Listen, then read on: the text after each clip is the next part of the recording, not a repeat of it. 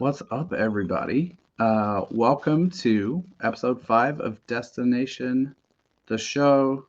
My name is JD Cameron, joined, as always, by Jeremy Nygaard. Jeremy, what's up, man? How are you? And what's new? I'm doing good.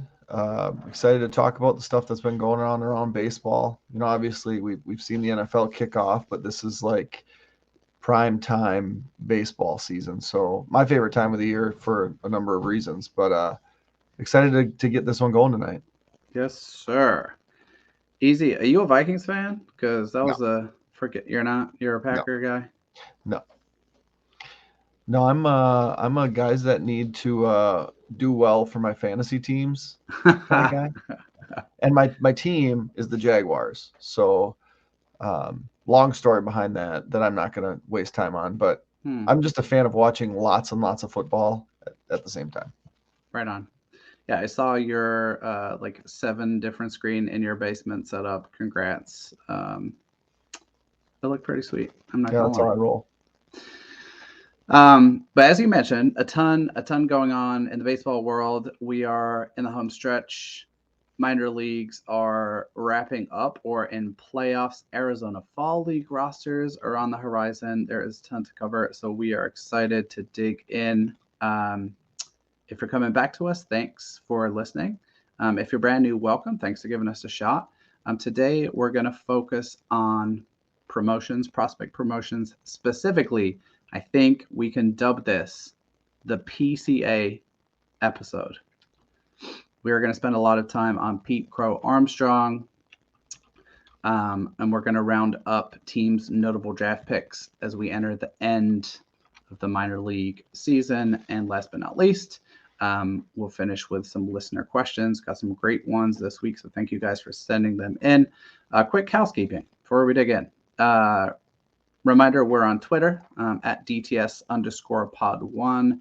Drop us a follow. We are getting more and more active on there and getting more and more prospect related content out. You guys will see clips of the interview we did last week with Baseball America's Carlos Galazo. Great conversation there. And as always, some ways that you can support the show. Download it, number one. We appreciate all of you guys have given us a shot so far. If you enjoyed what you heard, we'd appreciate if you left us a 5-star review on iTunes, Spotify, or wherever you get your podcasts.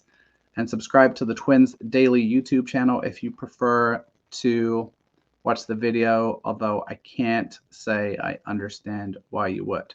I do Um, because Theo puts great clips in. this is true. That This makes it is fun. true. This is true.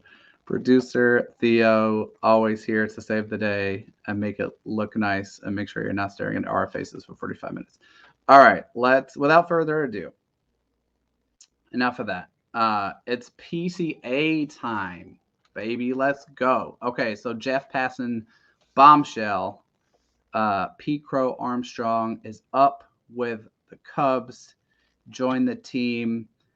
His first game as a defensive replacement on Monday night before making his first start in center field on Tuesday. PCA number 12 overall prospect per MLB pipeline, also 12 at Baseball America. This is a big deal, Jeremy. Were you surprised by this call up? What are your thoughts?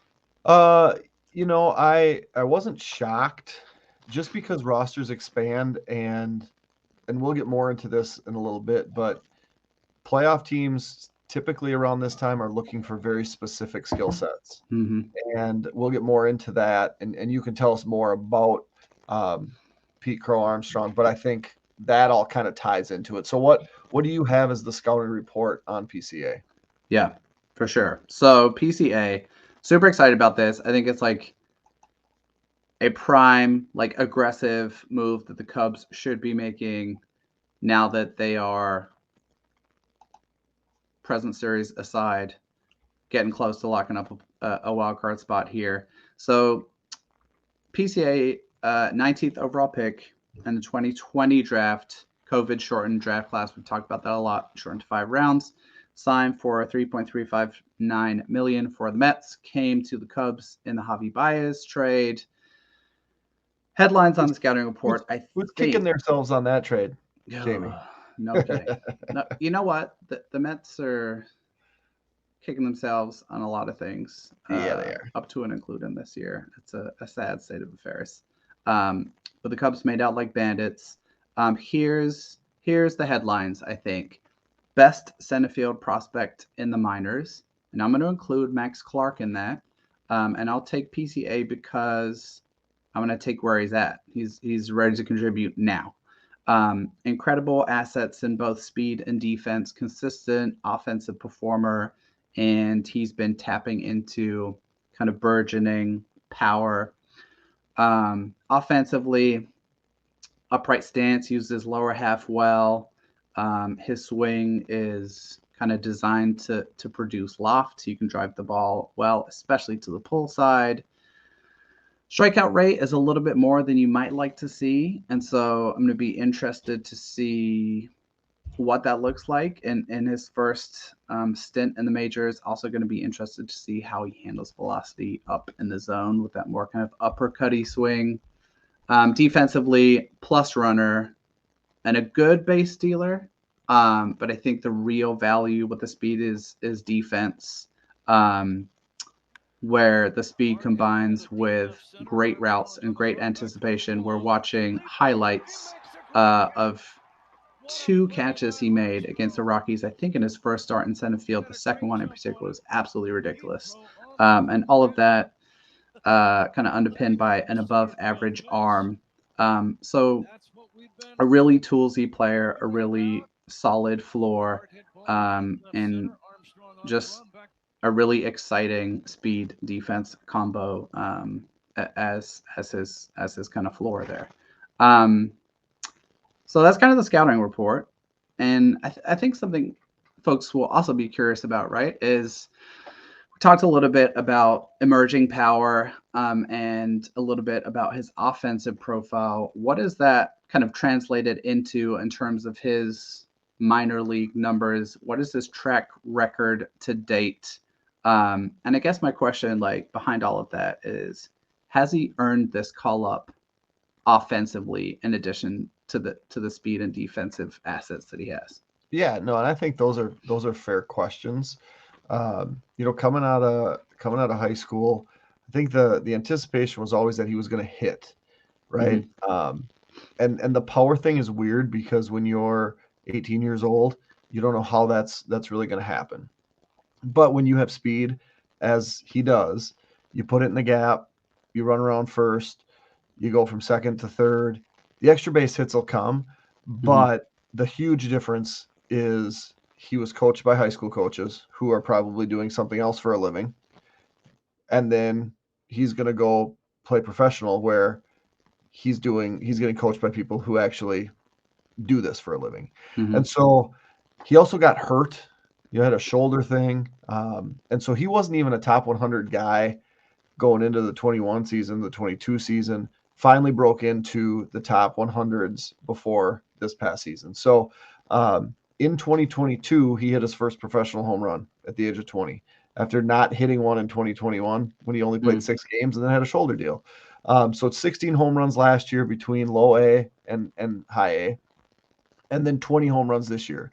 So that power has developed.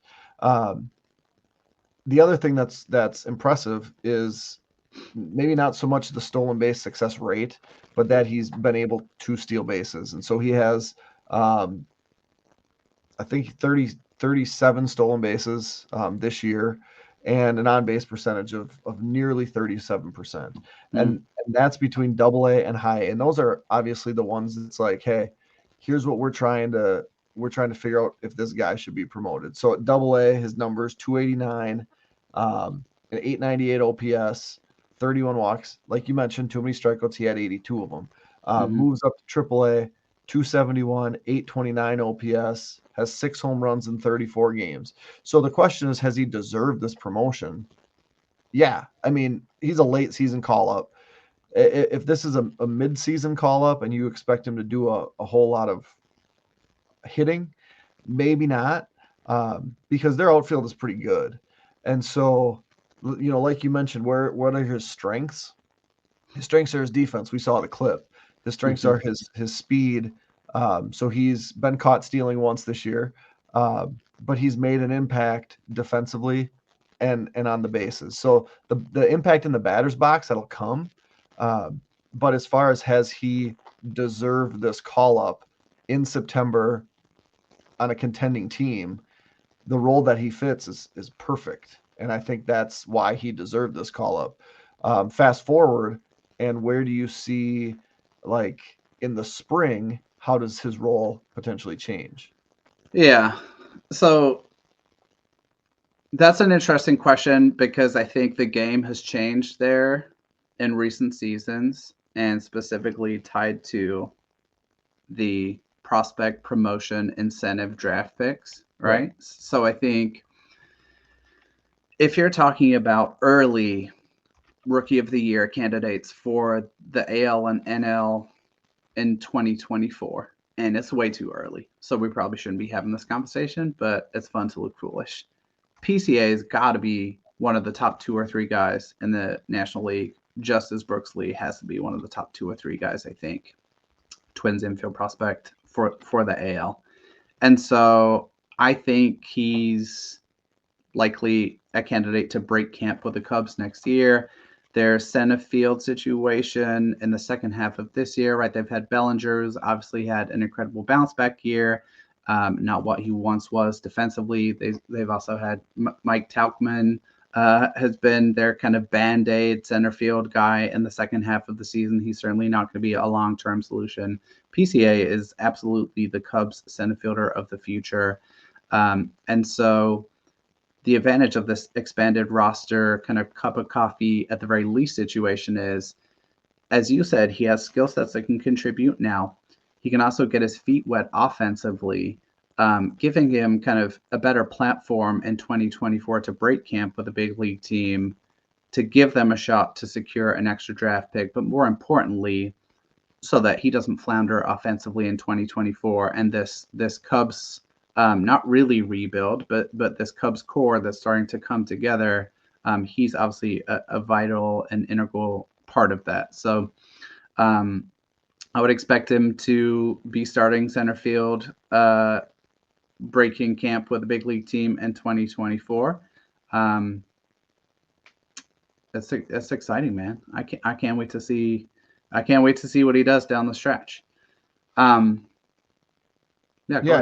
and I think how he's going to play down the stretch, like you mentioned, it's going to be based on his strengths, because he's not going to be the regular center fielder, right? Mm-hmm. Not for the next 2 weeks, barring some injury. But he's going to be that candidate to maybe break camp. And like you said, he could fetch an extra draft pick if he's a rookie of the year candidate. If he's up at the beginning of the year and he makes them eligible for that, and then he isn't great, they can send him down. And I think that's where the promotion incentive works, because the teams can take that chance early and then send him down for a month. The clock stops. You can still get that extra year if he's not great. If he is great, you get the draft pick. Yep. And so I think that makes sense. But right now, the weapons are his defense and his base running. And in September, that makes all the sense in the world.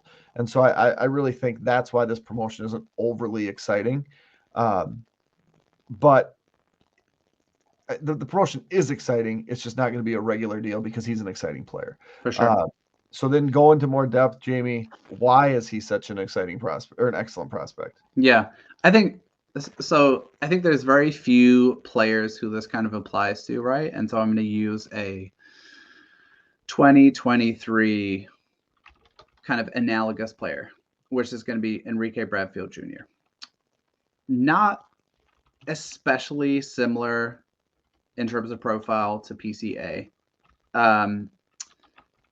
I think Enrique Bradfield Jr. is faster, better base runner, better base stealer, just like absolutely elite speed there.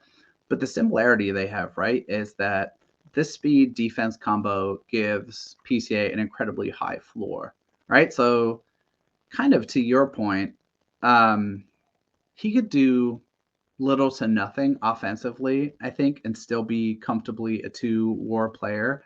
Center field is a premium up the middle position. And so there are very few players who can provide that type of value if they don't produce offensively. And I think he's a great example. I'm fully confident that he will. It's just going to be a matter of time, a matter of major league at bats, and a matter of seeing really, really elite pitching and breaking stuff and velocity up in the zone and all of that. I think that's going to come. But even if PCA really, really struggles offensively, you're still getting comfortably a 2-WAR player in center field for the next 6 years. So Cubs fans should be excited. So, and I think as Twins fans, right, we've kind of seen how this works. We've seen a center field prospect get called up maybe before he was ready offensively, really struggle offensively, but was hard to take out of the out of the lineup. I chuckle at because Theo's typing Ben Revere over in the chat, and we've seen it with Ben Revere too. But more recently, we saw it with Byron Buxton, and when he's right, and obviously the health has been a thing with him. When he's right, he's one of the most impactful players in Major League Baseball. And he didn't have to hit 30 home runs to be that guy. He's now kind of done that, and we've seen less of the speed and defense. And that's kind of the slippery slope, because with Ben Revere too, as you age, that 80 speed becomes 60 speed, and you forget that you're not an 80 runner, and now it's problematic. So you just really hope with guys like this, where legs are such a huge part of their game, that they can stay healthy. Yep. Because if they can't, then what do they offer? And that's kind of the crossroads that the Twins are at right now with Byron Buxton. Yep. And you hope that PCA can stay healthy forever, and that he can be that impactful guy, because what's the ceiling? It's MVP votes. Yep. And, sure. and that's what's really fun for Cubs fans. For sure agree. That is absolutely the ceiling. And I think, you brought up that. I'm going to watch this catch. Oh, so ridiculous. I think I'm right in saying, and he did this little kind of like flip it to himself because he knew it was a badass catch too. I think I'm right in saying that catch was like a 15% catch probability or something like that. According to StatCast, made it look pretty smooth, pretty easy. So for sure agree on the excitement on him. I think health-wise, since the shoulder thing, I think it was a labrum thing. Yep. And like you mentioned, he was kind of out of sight, out of mind after he was drafted, and then only a handful of games in 2021. He's been pretty much healthy through his last 2 full minor league seasons. Hasn't missed much time, played a ton of games, and a really consistent performer, as you highlighted, through pretty much every minor league level he's played at, he's been tested at so far, with the exception of too many strikeouts. So get excited, Cubs fans, because it's just a little taste of what's to come for you guys in the next 6 years. Jealous. Okay, 22% catch probability. I've been corrected. Thank you, Theo. Theo always has to answer you guys. He always knows. And that's 22% for like major league players. So the chance that I catch it is like negative 46%. I'd probably throw a hammy on the way, fall over. Yeah. If it's turf, I'd probably blow my Achilles too. You'll be getting stretchered off. Yeah. Okay, that's PCA. You know what? We gotta introduce a little segment moving forwards now for the rest of the season of like PCA Watch, just to see how he's doing offensively, week to week, at least till the end of the season. All right, we're gonna shift gears, and for our second segment today, we're gonna do something a little bit different. So we're going to do a roundup of the top 3 to 4 draft picks for each of the teams that we follow, that we cover, Twins, Cubs, and Brewers respectively, and how each has been performing. And we're doing this because we're at the business end of the minor league season, right? And we want to take time to kind of reflect on guys opening stabs at pro ball. So for each org, I'm going to hit Jeremy with like, here's the picks, here's the stats, and then I'm going to give him 3 to 4 quick fire questions on each set of prospects. And this is not going to be like a back and forth thing, Jeremy, man. So like take a sip Okay. of water because you're going to answer them all. Okay. You're getting all the questions today. Okay. Are you ready? Do you need to like get a Stretch, maybe? towel? See, all right, let's go ahead and dig in. We're gonna do this the way that we've done it thus far. Okay. Which is in draft order. So we'll start with Twins, then go Cubs, then go Brewers.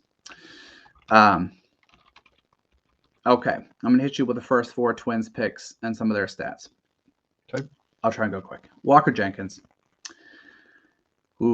Started at FCL, moved up to A ball. 362, 417, 571, 988 OPS, 3 home runs, 6 for 8 in stolen base attempts, 12% strikeout rate, 7.8% walk rate. Charlie Soto, comp pick, has not yet debuted. I did see footage of him throwing a bullpen yesterday. Luke Keaschall, 288, 414, 477. This is across 3 levels, FCL, A ball, and high A. That's good for an 891 OPS, 3 home runs, almost 14% walk rate, 17.8% K percentage, someone that Carlos Galazzo brought up on the show last week as an impressive start. Last but not least, before we get to questions, Brandon Winokur, Twins 3rd round pick. All these numbers coming from his start for the FCL Twins. 288, 338, 545. That's good for an 883 OPS, 4 home runs, 5% walk rate, 32% K rate. Are you ready for questions? I'm as ready as I'll ever be. Okay, here we go. Are you surprised that Walker Jenkins was not promoted to Cedar Rapids at the end of the Fort Myers season? Surprised? No. Disappointed? Yeah. But I get the rationale is you want guys to get their feet wet, like you mentioned, but you also want guys to go into that first off season confident. And if you throw him into the Sharks of high A and he doesn't perform well, you let the doubt creep in potentially over the winter. And so he did really, really well at Fort Myers in low pressure situation, performed well, probably starts the year there. Will end next year at Cedar Rapids, and if he dominates Cedar Rapids, he has the potential to get to Wichita. So I would have loved to see him in the playoffs, but I understand them not doing that. And so, no, not surprised. Yes, disappointed. Good answer. Love it. Okay, next up, Luke Keaschall. Carlos brought this up on the show last week. Apparently, Luke Keaschall's exit velocity with wood bats is up on his college exit velocity from Arizona State University using metal bats. What on earth can we chalk that up to? What is your best guess about the exit velo jump for Keaschall? Well, my first guess would be different cameras, different things, right? Otherwise, small sample size. And hopefully, I mean, my hopeful guess would be the Twins saw something and said, hey, let's do this. Now, I don't have a lot of footage of him in college versus now to know if it was a small something. But I think part of it too might just be he came in and started hitting well, and then the Twins recognized that by moving him up the ladder. And so it could just be a confidence thing. And once you feel it, and if he has success with wood bats and continues to feel it, the Twins have recognized that he's done well. They move him up. And I think, you liked him before the draft, but I think he's certainly turned heads outside of the organization. I'm guessing inside of the organization as well. And he's a guy, him and Schobel, they're gonna be competing for that spot in a really deep system. And so when you come in and have success as he has, I think it really bodes well for what happens in the spring. But when like I mentioned with Jenkins, you come in, you have success. Now you leave with that good confidence, that good taste in your mouth, and that really is a good foreshadowing of how the spring hopefully is going to go. Love it. Good hypothesis. Maybe we should ask him. Luke Keaschall, if you hear this, come on the show and tell us what you've done to jack up your exit velocity with wooden bats. We'd love to hear about that. I would too. Last one for the Twins. Are you gonna attribute this kind of wanting to finish on a high for Brandon Winokur also? So the question is, surprised that Winokur wasn't promoted with Walker Jenkins to Fort Myers after the FCL season ended.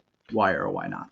Yeah, neither surprised nor disappointed, I guess, with this one. And the one number that you mentioned, well, the two numbers that you mentioned that really stick out. He strikes out in a third of his at-bats, and he walks in 5% of his plate appearances. And so that to me just says, you know what? You hit it well when you hit it, and you hit for power. But the reality is he's going to start next year in Fort Myers. He's probably going to spend a significant amount of his time in Fort Myers playing for the Mighty Muscles, which I would still much prefer to call the Miracle. Agreed. But I think there's going to be more, as Carlos alluded to. There's more questions there, and so the timeline is going to be much longer for him. Him and Walker Jenkins are not going to be promoted together. They're not going to come up together. They're very, very different. And Winokur has, he's got a very high ceiling, but the swing and miss is a real thing, and that's why he went where he went. So, again, get him in, get it going a little bit. I think whether he batted 288 or 088, he wasn't getting promoted. He wasn't going to do anything different. He was going to get shut down. And next year he's going to start on the backfields and really have an opportunity to develop, maybe tinker with the swing a little bit. But what do? You trade power for swing and miss. So I think that's his profile, right? He's a power guy, and he's going to be that. And with that comes the strikeouts. Is he going to continue to play shortstop? Third base would, I think, be a fun play to use him, right? But ultimately, he's probably going to be a right fielder. I think they're gonna. So, never mind. I said I wasn't going to say anything. No, I think they're going to give him a chance to play in center field because his speed is a serious asset. He covers a ton of ground, has a ton of range. Walker Jenkins really wants to stick in center field, but as you mentioned, they're not going to be moving kind of in tandem. So I think he's going to be starting center fielder for Fort Myers in 2024. Which is totally cool. I mean, where do you want your prospects to play? You want them to develop at shortstop and center field. Right. Because if you can play those two positions, you can literally play any other positions. Yep. And so the best guys, the highest potential guys are going to play those positions first. All right, so in conclusion for Winokur, we are watching the hit tool. That is going to be the thing to track in 2024, in addition to the defensive position. Let's move on to the Cubs. They picked 13th overall in 2023. We'll start with a quick performance review of their first couple picks. Matt Shaw. Oh, my God. Ooh, at three levels so far. 366, 418, 642. That's the slug. 7 home runs, 13 stolen bases, walking 6% of the time, striking out just 15% of the time at three levels. He is up to AA. Holy buckets. Jackson Wiggins has not yet debuted. That's a recovery from injury thing. Josh Rivera, Florida shortstop, probably the most prominent senior in the 2023 draft. Between the ACL and high A. Right now it's hitting 262, 325, 447. That's good for a 772 OPS. Walking just south of 8% of the time, just south of a 25% K rate, K percentage. So, Cubs questions. Are you ready? I am ready. Okay. Matt Shaw, insane. So I literally don't think you could have possibly asked for more. So my question's got to be, what's his ETA to the majors, man? Well, I think if he comes out and performs well next year, you got to think he's on the Zach Neto timeline, right? I mean, he could be a major league ball player next year.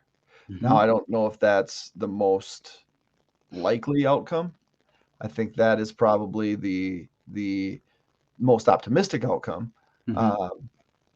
If he performs as he's performing, through Double A, they'll give him some time in Triple A, and then he'll be up, prospect status intact. So in 2024, he can be the PCA of the system and potentially net them a draft pick. I think teams will hunt that, and so it wouldn't shock me at all if next July maybe he makes his debut. Now, if they have to pump the brakes, I think they'll be happy to do that. Maybe disappointed that he's not continuing, because I think the stretch that he's on is probably not sustainable. If it's sustained, he's a top 15 prospect next year, which is kind of crazy, but true. And I personally love it because he's a Big Ten guy, and they don't get the pub. But I mean, if you followed us at all, he was the guy that I'm like, hey, if the Twins are gonna bite on a college infielder, bite on the best one, and that's Matt Shaw. And so, is the big leagues probable in 9 months? No, but I think it's totally possible if he continues to be on this hot bender that he's on. It's fun to watch. Hot bender for Matt Shaw. It is fun to watch, man. He's such a fun player. And I'm glad you brought him up as one of those kind of elite college infielders from 2023. There's a whole fun new crop of those guys for 2024. The 2024 draft doesn't have anything. There are some interesting college infielders. Next question on the Cubs.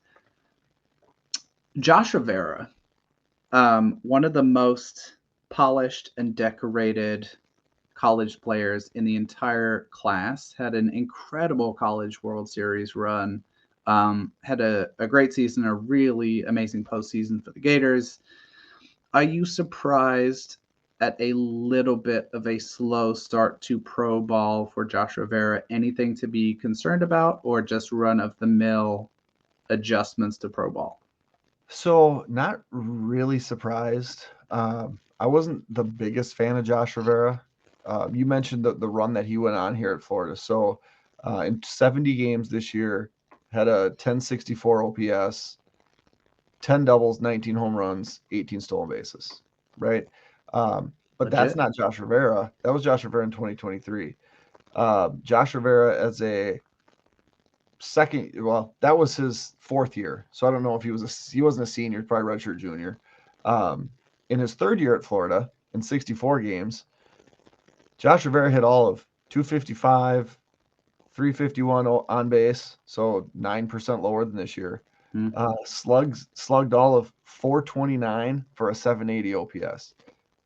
That came after a sophomore year where his OPS was 713. He hit 5 home runs. Josh Rivera for 3 at Florida, one very good, and had one really, really good year, right? So you go from the SEC stadiums where it's packed, and then you roll into the South Bend Stadium where there's less fans.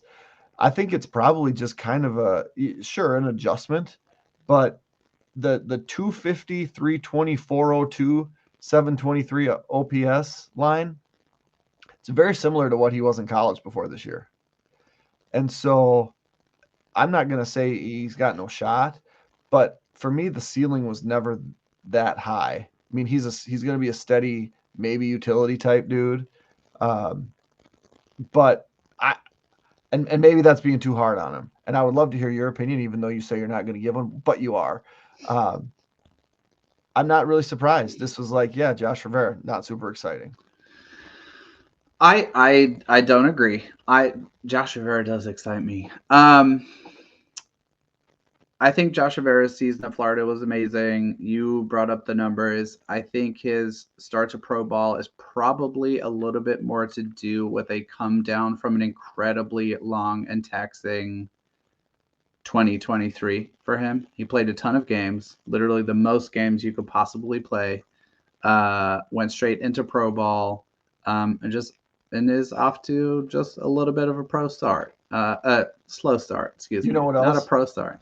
You Huh. know what else? Huh. He was bad at the Cape in 2021. Yeah. I guess the question, okay, so the question that we're asking here, right, is was his 2023 season at Florida legit? I'm saying, nah. I'm saying yes. And then we'll see, right? I'm I saying don't see. yes. He'll never be a top 100 prospect, in my opinion. He'll never be a top 250 prospect, in my opinion. No, I don't agree. Which is great. We shouldn't always. He'll definitely be a top 250 prospect. I'm not sure if I see him ever being a top 100 prospect, but he showed too much for me in the best conference in the country by a mile. True. Against elite competition, which is on par some of the pitching with the competition that he's facing now at high A. He showed too much for me to not think he's interesting. Yep, for sure, he's a senior sign. There's obviously less like projection there given his kind of age profile, but I absolutely think that the outcome that you mentioned at first of like solid major league utility player is possible, even solidly likely for him. So let's revisit Josh Rivera in like mid-July 2024. Great. And we can come back to this conversation. Write that down, Theo. Write it down. We can come back to this conversation and we can start we can start keeping tallies on your side of the screen and my side of the screen of who was right on particular debates. Okay, Theo's gonna cut clips out of here, and then he's gonna throw them up, and then we're gonna have to talk about them and defend our preposterous statements. And I think you're gonna get to go first. Good times. Okay, that's good. That'll do for the Cubs, I think. Brewers, man, the Brewers. We always save the Brewers for last, and they're always kind of the most interesting. So, start by recapping some of their notable draft selections. Brock Wilken has ruined the entire running order of this episode for several reasons. So, when I put this together, which was on Monday, Brock Wilken was then hitting 296, 433, 558. This was in the Arizona Complex League and High A. Good for 891 OPS, 3 home runs, walking 17% of the time, by the way, 21% K rate. We'll come back to him in a second. Josh Knopf has not debuted yet, not surprising for a high school pitcher. Mike Bove, I'm going to give you 2 lines on him, right? So college third baseman out of Omaha, Nebraska. Overall line between the ACL and High A Wisconsin is 324, 400, 529 with 5 home runs, walking 11.6% of the time with a 20.8% K rate. Pretty impressive line, right? Since moving to High A, 250, 333, 333 with a 650 OPS, 1 home run, 11% walk rate. Is that right? 2.6 No. strikeout? No. That must be wrong. Forget that. Just the triple slash. 250, 333, 333 with a 650 OPS and just 1 home run since moving to High A. So let's dig into a couple of questions on the Brew Crew real quick. So my first question was going to be on Brock Wilken. Why isn't Brock Wilken at Double A? Well, wasn't time yet, Jimmy. It wasn't time, but Brock Wilken did get promoted to Double A on Tuesday. Proceeded. What did he do? He hit a home run. He didn't just hit a home run, Jeremy. He hit a grand slam in his second at bat. So and then what did he do today? Then my question was going to be, is it too soon for him to move to AAA? And then today, he had another home run, his second in 2 games. So now I don't have a good Brock Wilken question. Maybe I can ask you, why isn't he at AAA? Or maybe I can ask you, how frickin' impressed are you with the start he has made in pro ball. Well, you see, you take really good college players like Brock Wilken, and then you put them into situations that they're just too good for, like high A. These are not Josh Rivera answers. These are Brock Wilken answers. And then you dominate it, and then you get promoted. And he's going to start next year at Double A, and Mhm. he's probably going to end next year at Triple A, and he's going to be in the conversation because this is what teams are doing now. They're speeding things up, especially when you have a draft class that's this good. Is he going to hit like this forever? If he does, Yes. he's going No, to I'm be a kidding. top 100 prospect. He won't. But he's going to be in the conversation when the Brewers need a bat. And I think 2024 is probably realistic for him. And AAA will come soon enough. It won't come this year. But I think he's going to start next year at Double A, see if what he's done at Double A is sustainable, because it's only going to be a couple dozen at bats, and then move on from there. So he's been fantastic. He was one that I was a little less sure of at first, but he's checked all the boxes that you want a first round pick to check. Completely agree. I'm so impressed with Brock Wilken, man. I think he might be like, so like we talked about Matt Shaw, right? It's just like truly an unbelievable performance. I think Brock Wilken may have surprised me the most with all of these guys. And by the way, for the Twins, the Cubs, and the Brewers, all of their dudes are off to incredible starts. It's really Right. fun. Um, Wilken might be the guy that surprised me the most. I remember a couple of weeks ago we had a conversation about was he too passive at the plate in college? He's still holding the same insane walk rate. He's almost walking 20% of the time. That is wild. And for someone whose biggest question coming into the draft was always going to be his hit tool, if you're walking 20% of the time, I mean, we're seeing it now in the majors with Eddie Julian, who's like injured, right? And kind of struggling a little bit, but he's still getting on base because he walks all the time. Right. If you're walking 20% of the time, you're going to be of use. And so I think if he can keep that type of on base percentage, on base production up, Brock Wilken is super, super exciting. But they're gonna have to develop. They're gonna want him to hit for power. Yep, for And I sure. mean the 2 home runs, sure, but he's got to hit for more power. I mean For that's sure. the calling card. And so I think that's what's going to maybe slow him down a little bit, because I don't think they're going to count on a guy to get on 40% of the time. They're going to be like, okay, if you can get on 30% of the time and hit some bombs, we can find a spot for you. Is that third base? I don't know. But yeah, he's an exciting prospect in a really, really exciting system. Yeah, God, the Brewer system. And after we get through the end of the season here, we're going to do some really in-depth digs into each of these systems. I'm talking like really, really long episodes. We're going to get some guests on to talk about them. So plenty more to come there. But Brock Wilken now up to 5 home runs, moving all the way up to Double A. Here's my last question on the Brewers. And producer Theo, the MVP, has put this in the chat for us. I had the decimal in the wrong place, man. So since math is hard, since moving to high A, Mike Bove is hitting 250, 333, 333. That wasn't a mistake. Same slugging and OPS. Same slug and OBP, excuse me. 650 OPS. Walking 12% of the time, and that's a 26.4% K rate as opposed to 20% in the ACL. So my question on Bove, because he was like the hottest start of any drafted prospect pretty much. He had 4 home runs in like a week. Any concerns here about the drop off in production moving to high A? Because he jumped up 2 levels here, and any concerns about the approach and a little bit of a production drop off and moving up levels, or just all par for the course from your perspective? I think the thing for me is more about the Summit League is not high A baseball, Mm-hmm. right?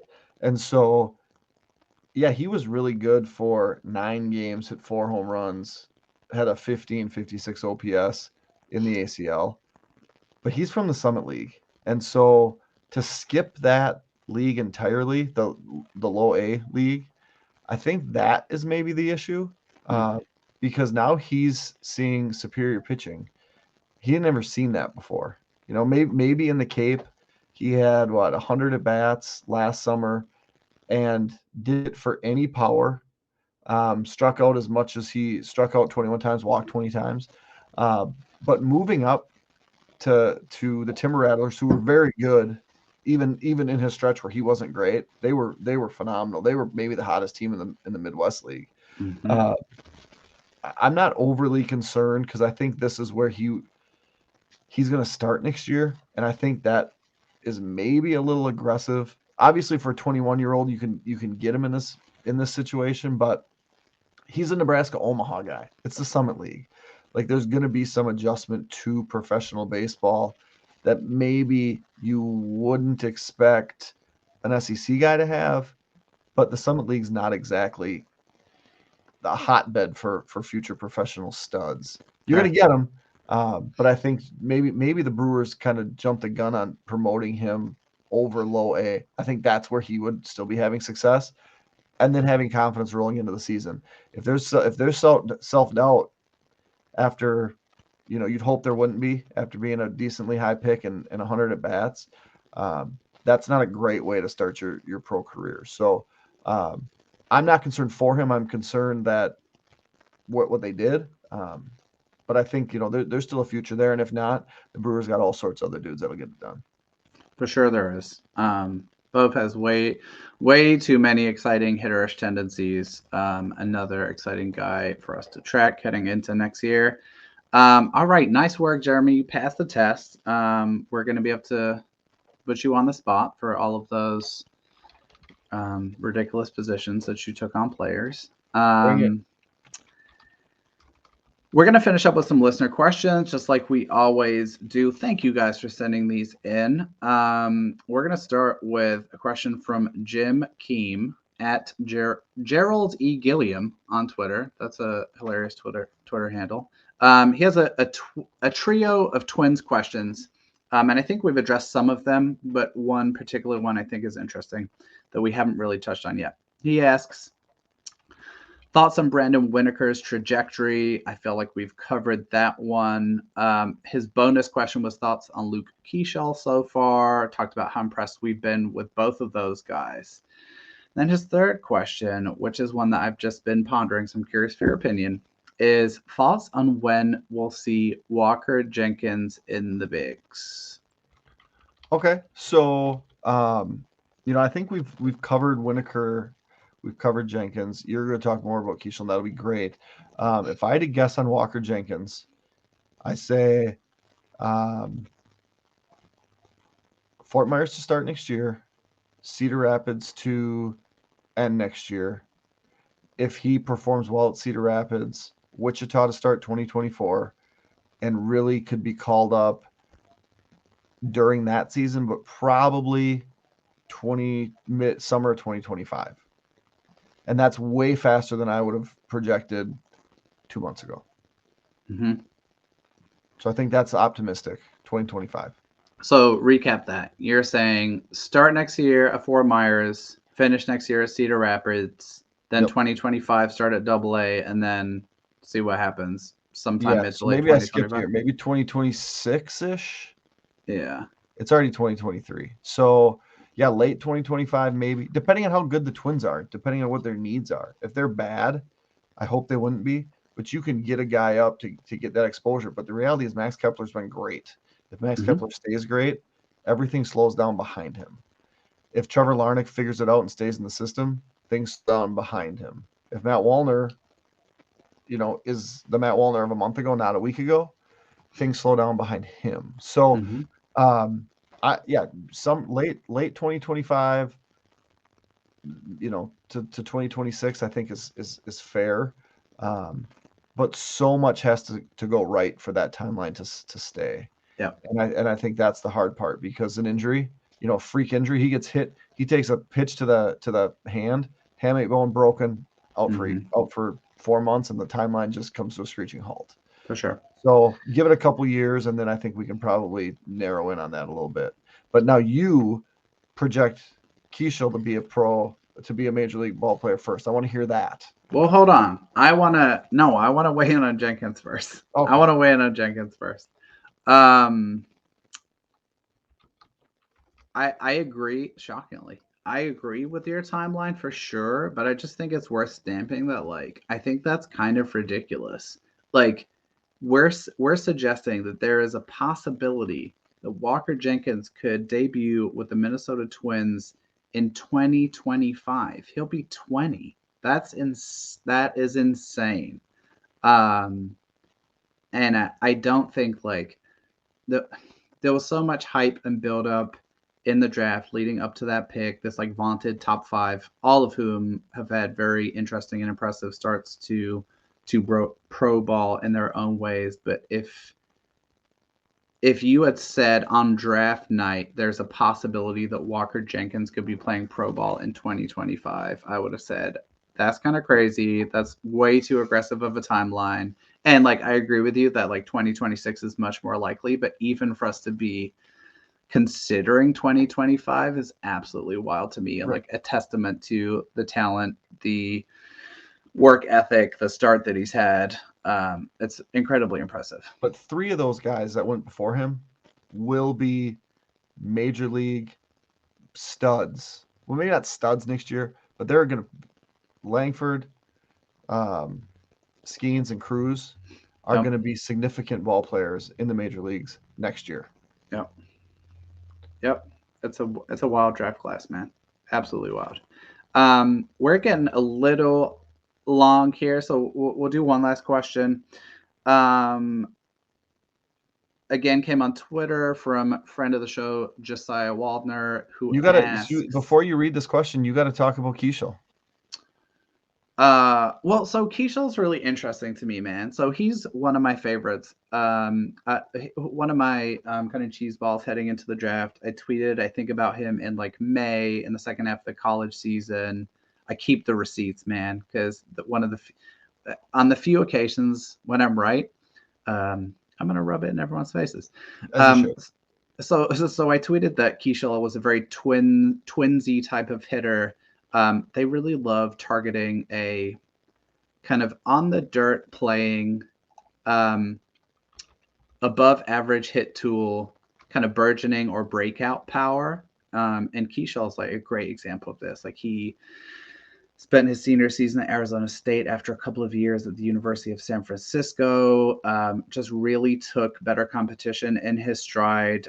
Had this kind of power breakout. I'm really interested to kind of investigate this ramp up and exit velo from wood bats that he's managed to produce, and he's just continuing to produce as the Twins are putting him up level after level. Now he's played 8 games in high A for Cedar Rapids, who have an incredible team. One of the most fun teams in the minors, I would think.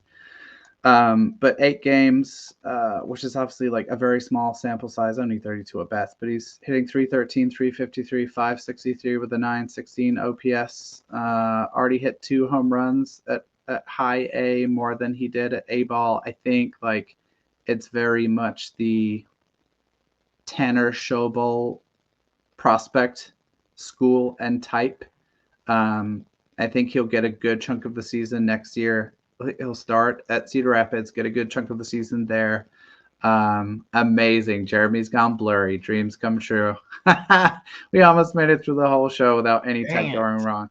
I think he'll get the first half of the season at Cedar Rapids. If he continues to produce, he'll go up to Wichita, and from there anything's possible. But I think this kind of super utility infield role that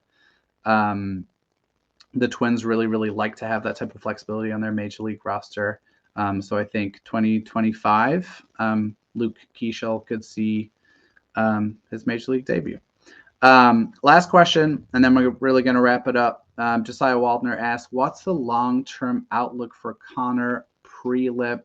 Jeremy, I know you especially are a big Prielipp fan. Really bummed by the news that he was going to undergo surgery that I think dropped a couple of months ago. How do you see his kind of path back now, and what's your kind of outlook for Prielipp as a pitching prospect for the Twins? Yeah, so he's going to have a second elbow surgery. Never really heard how that one's going to go. Mm-hmm. I anticipate they're going to do the brace that makes it a little bit quicker to come back. But the reality is he's probably going to be very limited in 2024 if he pitches at all. Maybe some backfield stuff, some extended spring stuff that lasts, because he can throw at Fort Myers, which means he's going to throw his 35th inning total between college and the pros in 2025 at age 24. And so the thing with pitching is you can take your time, but I mean we're talking the whole thing is kind of at this point what you get from Prielipp I think is all going to be icing on the cake, because the reality is it's probably not going to go well. And so it's a bummer because I think he had the combination of pitches that he could have been a really, really high pick in this draft had he been healthy. But if your arm doesn't work, that's what it is. And so we've seen this with pitchers. The amount of guys that come to mind, Danny Hultzen, Brandon McKay, Forrest Whitley, just dudes that are Sixto Sanchez, guys that are freaky, that never are healthy enough to do it. And so the Twins can be very, very patient. But I think the reality is you just hope that when spring training 2025 rolls around, that he can make a couple starts and get some momentum. And at that point, then you see. But it's really a bummer because it's you hope that he comes back and can throw. And the likelihood right now is that that's a coin flip at best. Yep. The arm talent is insane. Obviously, wishing Connor Prielipp a speedy road to recovery and hope to see him back on the mound in 2025. That will do us for today. We're going to call it a day here. Looking forward to hopefully next week covering Arizona Fall League rosters dropping. A little bit surprised these haven't come out already. There's one name out. Did you see one name? Doogie Wilson. Aaron Did not. Sabato. Who? Aaron Sabato. Sure. Makes a lot of sense. Interesting. So we're going to cover that in depth for each team next week, assuming rosters have dropped. Also have a great question marinating that someone asked about potential 2024 Rookie of the Year candidates for each team. So get your thinking cap on for that. And also working on securing some more guests in the coming weeks. As always, looking for feedback. So if there's a feature you want to hear about, something you want us to cover, let us know. We will try and find out a way to make it work. Want to finish by thanking you guys for checking out the show. Thanking you guys for supporting, downloading, leaving reviews. We truly appreciate it. As always, the biggest thank you goes to producer Theo for keeping things running seamlessly behind the scenes. Take care, you guys, and we'll see you next week.